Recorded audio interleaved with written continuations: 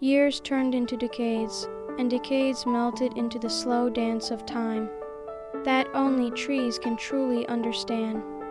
Wilbur stood steadfast, a beacon of green in the ever-changing landscape of Juniper Grove. The town grew and modernized, yet something of its gentle spirit remained, a legacy of the day an old tree decided to take a walk. Children became grandparents, bringing their own white-eyed little ones to sit under Wilbur's sprawling canopy.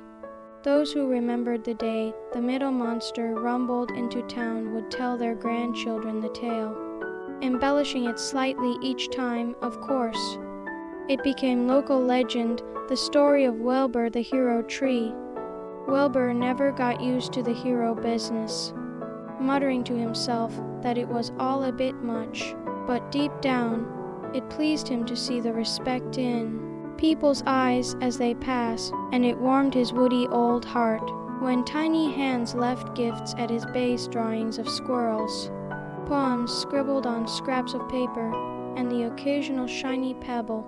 The acorns he'd sent out into the world flourished. Whispering groves sprouted up, not just in cities, but in unexpected places.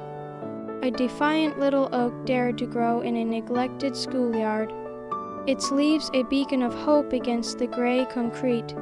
A ring of young oaks circled a weary old hospital, their rustles bringing comfort to the quiet room. And on balconies and rooftops, miniature forests bloomed, bringing bits of wild magic to those who longed for it most. Wilbur felt the echo of these distant groves.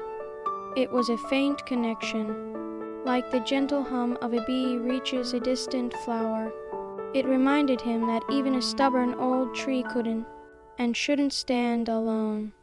One summer, a new visitor came to Juniper Grove. She was a young woman, her eyes filled with a familiar blend of curiosity and determination.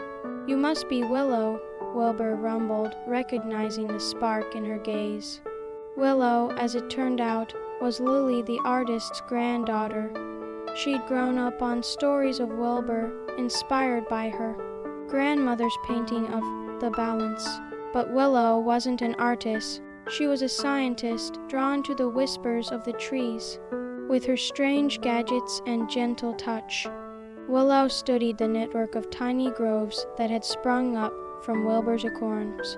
She discovered that they communicated not with words, but with subtle pulses through the earth, sharing nutrients, warnings, and something that could only be described as a sense of kinship.